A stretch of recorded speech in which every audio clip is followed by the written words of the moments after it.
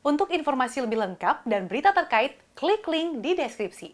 Jangan lupa untuk install aplikasi CNBC Indonesia di App Store dan Play Store. Jangan lupa untuk subscribe ya. Keberadaan vaksin diharapkan bisa menghentikan penyebaran virus corona. Berbagai negara pun kini berusaha untuk segera menyuntikkan vaksin COVID-19. Bahkan sejumlah negara sudah berjanji akan memberikan vaksin gratis bagi warganya. Namun bagi warga plus 62 sebanyak 75 juta penduduk harus membayar vaksin sendiri.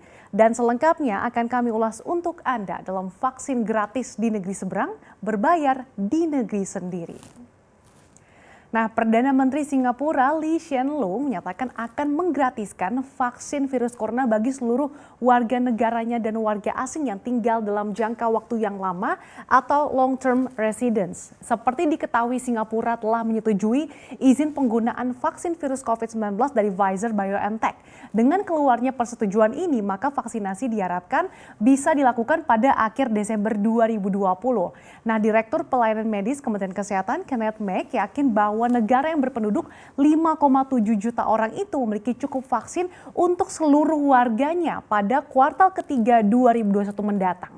Adapun Singapura telah mengalokasikan hingga 1 miliar dolar Amerika Serikat atau sekitar 14 triliun rupiah untuk vaksin COVID-19 dari berbagai produsen vaksin termasuk yang dikembangkan oleh Pfizer-BioNTech, Moderna, dan Sinovac. Adapun proses vaksinasi COVID-19 akan dilakukan tanpa paksaan atau secara sukarela dan nantinya Perdana Menteri Singapura dan sejumlah anggota kabinet yang sudah berusia lanjut akan lebih dulu disuntik vaksin untuk menunjukkan bahwa vaksin itu aman. Selain itu, kelompok yang diutamakan divaksinasi lebih awal adalah para tenaga medis, kelompok penduduk lanjut usia dan kelompok rentan lainnya. Kemudian kita lihat di Inggris. Nah, Inggris menjadi negara pertama yang menyetujui vaksin virus corona milik Pfizer-BioNTech untuk digunakan sebagai penggunaan darurat. Nah, persetujuan ini keluar dalam waktu singkat, yaitu hanya sekitar 20 hari sejak Pfizer menerbitkan data pertama dari tahap akhir percobaan klinisnya. Nah, sebelumnya Pfizer dan BioNTech mengklaim bahwa vaksin buatan mereka memiliki tingkat kemanjuran hingga 95% pada laporan awal. Sejauh ini Inggris telah memesan 40 juta dosis vaksin yang dari Pfizer diperkirakan ini cukup untuk 20 juta warga Inggris pada fase awal.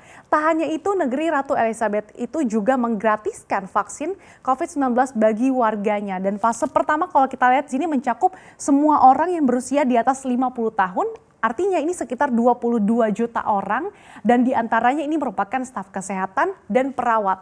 Nah, satu orang akan divaksinasi 2 kali dalam rentang 21 hari dan kekebalan penuh dimulai 7 hari setelah dosis keduanya. Selanjutnya ini fase kedua ini akan difokuskan pada populasi lainnya terutama mereka yang berusia di bawah 50 tahun yang jauh lebih kecil kemungkinannya untuk terserang COVID-19. Oleh karena itu masyarakat tidak bisa sembarangan seperti membayar supaya bisa divaksinasi lebih dulu. Pasalnya meskipun vaksin ini diluncurkan secara gratis namun diatur melalui layanan kesehatan masyarakat Inggris.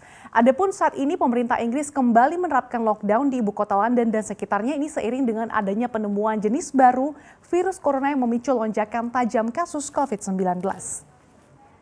Kemudian di Kanada, pemerintah Kanada juga memastikan akan menggratiskan vaksin COVID-19 bagi seluruh warganya. Nah, selain itu Kanada juga menjadi negara barat yang kedua yang menyetujui penggunaan darurat vaksin Pfizer untuk memutus rantai virus corona. Dan pada Desember 2020 ini, warga Kanada yang bisa divaksinasi ditargetkan ada sebanyak 125.000 orang atau 1%. Kemudian Januari hingga Maret 2021 ada sebanyak 3 juta orang atau sekitar 8%. Kemudian timelinenya April hingga Juni 2021 akan ada sebanyak 15 hingga 19 juta warga Kanada yang divaksin. Dan di Juli hingga Desember 2021 akan ada sebanyak 38 juta warga Kanada atau 100% warga Kanada yang sudah divaksin. Nah, akan ada 14 lokasi di 10 provinsi Kanada yang akan mendapatkan suntik vaksin fase pertama. Di antaranya sekitar 3.900 dosis vaksin Pfizer dan BioNTech ini tiba di Alberta pada minggu ini. Dan karena 2 dosis diperlukan artinya baru 1.950 orang yang akan diimunisasi. Karena dosis harus disimpan dalam penyimpanan yang sangat dingin, maka menyebabkan adanya tantangan logistik. Dan targetnya pada Januari hingga Maret tahun depan akan ada 435.000 warga Albertan yang sudah divaksinasi. Kemudian di Ontario, dan ini jumlah dosisnya mencapai 30.000 dosis vaksin, mulai didistribusikan minggu ini di 2 rumah sakit di Toronto dan juga Ottawa.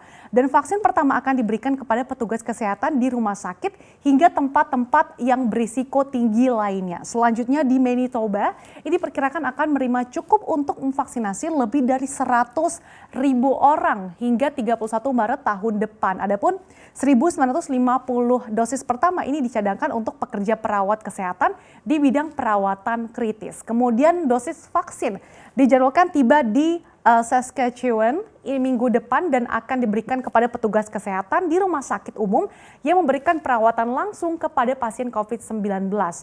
Dan kita lihat sini untuk fase pertama merupakan fase pengiriman vaksin ke sejumlah provinsi. Sebanyak lebih dari 200.000 dosis diharapkan bisa rampung dalam kuartal pertama tahun 2021 yang akan fokus pada petugas kesehatan hingga penduduk lanjut usia di panti jompo.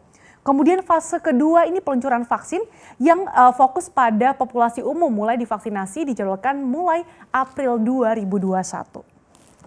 Kemudian kita bergeser ke negeri Paman Sam dan hingga kini Amerika Serikat masih menjadi negara dengan kasus terbanyak hingga mencapai 17 juta kasus yang positif. Nah, negeri Paman Sam ini merupakan negara asal vaksin Pfizer dan juga menjadi negara barat ketiga yang mengizinkan penggunaan darurat vaksin Pfizer pada 11 Desember 2020 lalu. Dan tak lama setelah otoritas setempat memberikan izin pada 14 Desember 2020 lalu, Amerika Serikat ini telah memulai vaksinasi. Adapun Pfizer ini sudah memiliki kesepakatan dengan pemerintah Amerika Serikat untuk memasok 100 juta dosis vaksin untuk 50 juta orang. Dan saat ini Pfizer tengah bernegosiasi dengan pemerintah Amerika Serikat untuk bisa menyediakan 100 juta dosis tambahan untuk tahun depan. Sementara itu, otoritas Amerika Serikat menyiapkan 145 lokasi distribusi vaksin COVID-19 pada tahap awal distribusi dengan sebanyak 2,9 juta dosis. Dan vaksinasi dilakukan bekerja sama dengan rumah sakit besar yang kemudian dikoordinasikan dengan sistem kesehatan setempat. Nah, Otoritas Kesehatan Federal telah memberi rekomendasi bahwa tenaga kesehatan dan juga penghuni panti jompo mendapat prioritas, tapi nanti keputusannya akan diserahkan lagi ke tiap negara bagian. Nah, jadi 2 dosis vaksin ini akan disuntikan pada setiap warga Amerika Serikat dengan jarak rentang penyuntikan ini selama 3 pekan. Dan ditargetkan akan ada sebanyak 20 juta warga Amerika Serikat yang mendapatkan 2 dosis hingga akhir Desember ini dan 100 juta warga Amerika Serikat pada Maret 2021 mendatang. Nah, dimulainya vaksinasi tersebut tentunya memberikan sedikit kelegaan bagi Amerika Serikat. Pasalnya sudah lebih dari 300.000 nyawa yang hilang akibat COVID-19. Lantas bagaimana dengan Indonesia? Kita lihat di slide berikutnya. Sebagai informasi, untuk tahun ini anggaran vaksin COVID-19 dialokasikan sebanyak 5 triliun rupiah. Sementara untuk tahun depan anggaran dari PEN ini untuk vaksin sebesar 29,23 triliun rupiah. Sehingga total dana yang dianggarkan pemerintah untuk pengelolaan vaksin mencapai 34,23 triliun rupiah. Dan hingga saat ini pemerintah telah memiliki komitmen pasokan hingga 213,1 juta dosis vaksin COVID-19. Dan vaksin ini berasal dari 4 perusahaan farmasi luar negeri, diantaranya ada vaksin Sinovac, vaksin Sinopharm, CanSino, dan juga ada vaksin AstraZeneca. Namun hingga saat ini Indonesia baru mengamankan 1,2 juta dosis vaksin ini yang diproduksi oleh perusahaan farmasi China bernama Sinovac. Itu pun belum diketahui tingkat keefektivitasannya dan juga masih harus menunggu izin penggunaan darurat.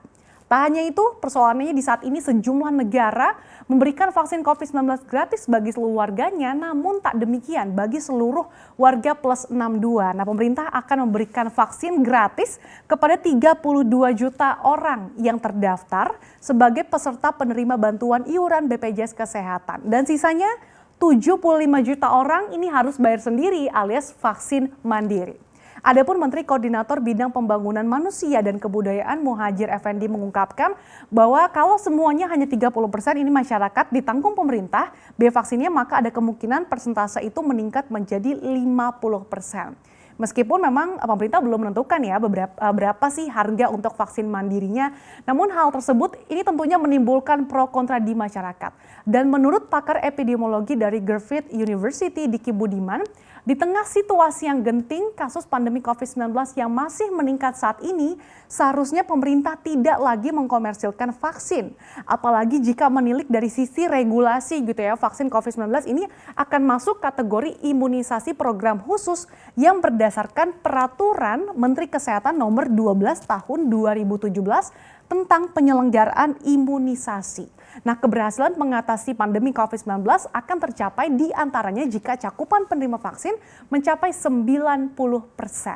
Tentu saja skema ini harus dipertimbangkan dengan matang ya, dan adanya komersialisasi vaksin ini hanya akan menggagalkan tujuan vaksinasi COVID-19 itu sendiri, mengingat butuh 70% lebih masyarakat yang tervaksinasi untuk bisa memicu munculnya herd immunity. Kalau saja sebagian besar masyarakat harus merogoh koceknya sendiri untuk mendapatkan vaksin, maka hal ini akan menurunkan tingkat partisipasi masyarakat terhadap program tersebut. Belum lagi adanya kekhawatiran nanti pelayanan publik bisa diskriminatif, yang berbayar lebih diutamakan. Belum lagi berkaca pada harga swab PCR kemarin, di mana harga di tiap rumah sakit berbeda-beda.